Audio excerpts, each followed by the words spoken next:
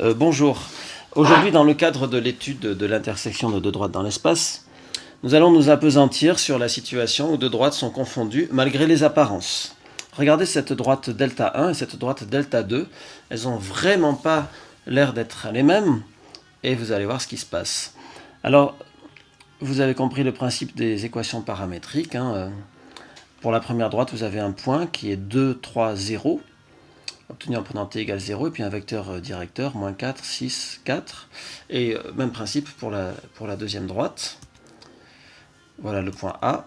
Alors, ça serait bien de l'appeler A1, puisqu'il est sur la droite delta 1. Et puis A2, le point fixe de la droite delta 2. En fait, c'est juste n'importe quel point de la droite. C'est le point où commence le paramétrage. C'est le point pour lequel le paramètre vaut 0.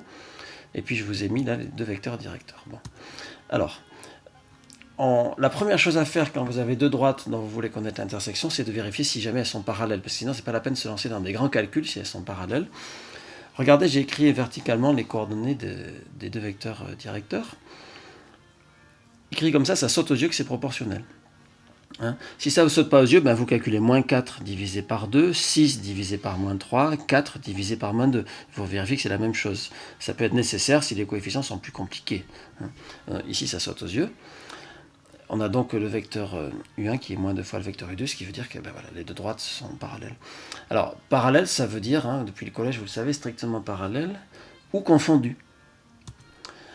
Comment savoir si elles sont strictement parallèles ou confondues? On va prendre un point de delta 1, n'importe lequel, peut-être le plus simple, celui obtenu pour t égale 0, le point d'origine du paramétrage 1. Puis on va regarder s'il se trouve ou non sur delta 2, parce que s'il est sur delta 2, vous imaginez, elles sont parallèles, elles ont un point commun. Dans ce cas, ça suffira à dire qu'elles sont confondues, il n'y aura pas de calcul supplémentaire à faire. Et s'il ne l'est pas,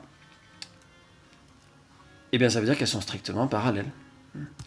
Alors, donc je résous algébriquement, j'écris les coordonnées de 1, de 3, 0, et puis les coordonnées d'un point générique de delta 2, 10 plus 2t. Puis je vais voir s'il y a une valeur de t qui permet de résoudre ce système. Puisque donc, vous avez un système à 3 équations et une inconnue, donc il y a beaucoup plus d'équations que d'inconnues, donc ça a peu de chances de marcher. Alors il faut vérifier. La première équation, je la simplifie, vous savez faire ça de tête, le 2t, je le laisse, le 10, je le passe à gauche, ça fait moins 8, égale 2t, puis je retourne l'équation. Je vous laisse faire de tête, je vous laisse faire pause pour faire de tête les deux autres équations de la même manière. Voilà, donc vous avez trouvé ça. Il faut tout de suite voir comment les choses se simplifient. Donc la première équation, par exemple, vous pouvez la simplifier par 2 et la deuxième par 3, et vous voyez qu'elles aboutissent à la même chose. T égale moins 4. Alors les petites flèches là c'est bien joli, on va mettre quelque chose de plus rigoureux, on les efface et on met un signe équivalent. Le système s'est révélé être un système à 3 équations identiques en fait, 3 équations équivalentes. Il a une solution pour t égale moins 4, ce qui veut dire que oui, le point A1 il est dans delta 2, il n'y a pas d'impossibilité. Les droites sont confondues, le problème est terminé. Néanmoins, on va approfondir un peu quand même pour comprendre les choses. La première chose, c'est qu'on va vérifier. On va vérifier quoi? On nous dit t égale moins 4. Donc, on va vérifier dans quoi? Dans delta 1 ou dans delta 2? Et alors, c'est là que tout à l'heure, je vais vous donner un conseil qu'il faudra respecter scrupuleusement pour que la question que je suis en train de vous poser ne se pose plus jamais. Est-ce que c'est dans delta 1 ou dans delta 2? Donc la réponse c'est que c'est dans delta 2, puisque vous voyez on écrit 10 plus 2t, tout ça c'est l'équation de delta 2.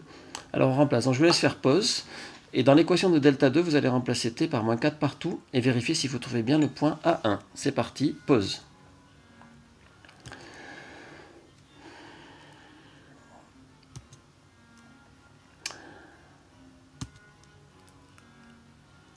On va approfondir maintenant et comprendre un peu mieux qu'est-ce que c'est que ces deux paramètres. Alors voilà le conseil promis. Le conseil, c'est que vous devez toujours mettre des lettres différentes. Et vous devez comprendre aussi que t et a, comme on l'a expliqué dans d'autres vidéos, sont des variables muettes. C'est-à-dire que a n'a pas une valeur précise.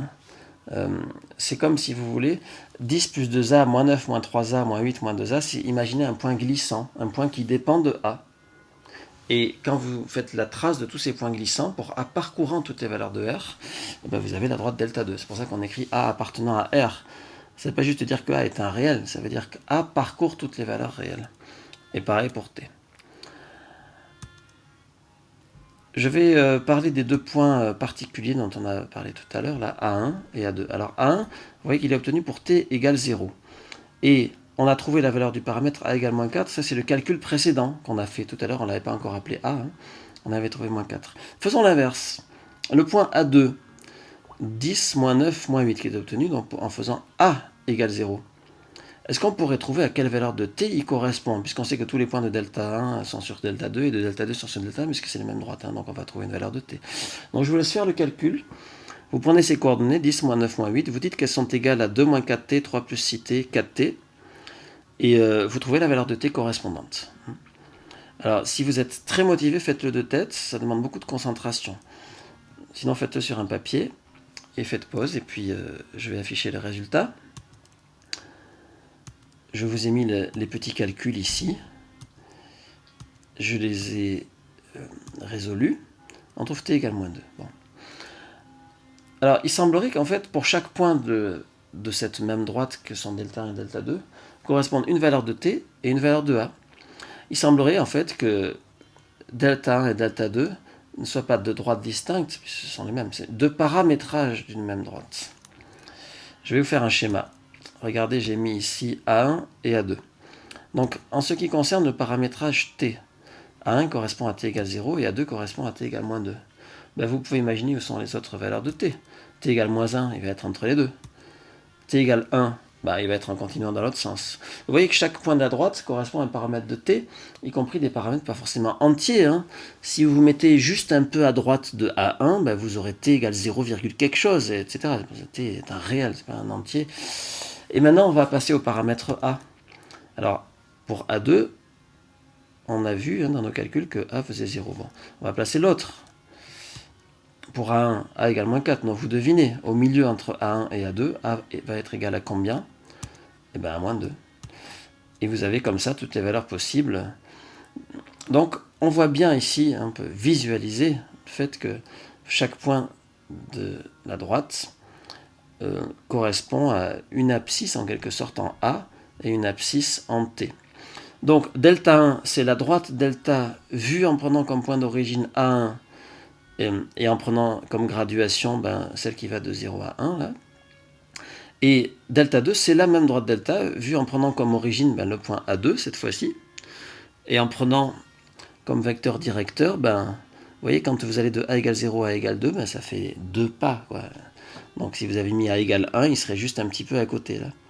Voilà les deux paramétrages d'une même droite. Alors, tiens, amusons-nous. Écrivons l'égalité entre x égale x, y égale y, z égale z. Faisons un peu comme si on n'avait pas détecté qu'elles sont parallèles, en fait, confondues. Comme si on n'avait rien vu, on est bourrin, on fait le calcul directement. X égale x, y égale y, z égale z. Comme les mathématiques sont cohérentes, forcément, tout doit aboutir au même résultat. Alors là, c'était quand même crucial de mettre les deux paramétrages distincts, parce que sinon, ça n'aurait aucun sens. Alors en réseau, je vous laisse simplifier de tête la première ligne. Hein. Le 10, vous le faites passer à gauche, ou bien le 2 à droite. Hein. Puis vous écrivez tout de manière ordonnée. Ça vous donne ça. Donc, je vous encourage à le faire dans un coin de papier. C'est toujours formateur de faire ça. Bon, on simplifie tout de suite la première équation par 2. Hein. Prenez l'habitude de simplifier tout de suite les équations. La deuxième par combien? Par 3. Puis la dernière, elle nous fait de l'œil, en fait, c'est la même que la première. Hein. Bon. Donc on arrive à ça. Et les trois sont les mêmes, finalement. Et donc ce système de 3 équations équivaut à une seule équation, puisque ce sont les mêmes. Notre petit calcul nous montre que, quand on cherche x égale x, y égale y, z égale z, on ne trouve pas une valeur de t et une valeur de a, comme si c'était le cas, comme si elles étaient séquentes. On trouve une infinité de valeurs, ce qui est logique, puisque tous les points de la droite sont des points d'intersection, puisque ce sont les mêmes droites. Mais surtout, on a une relation entre A et T. Donc on pourrait s'amuser à faire un petit tableau de correspondance, comme ça, où j'ai repris les éléments en bleu, les éléments en rouge, et puis vous pouvez vérifier avec cette petite formule que ça vous permet de passer de T à A ou de A à T, et inversement. Je crois qu'on a fait le tour sur la situation où deux droites sont confondues, et dans d'autres vidéos, on va traiter le cas où deux droites sont séquentes ou non coplanaires, ou strictement parallèles. Voilà, à bientôt dans une prochaine vidéo.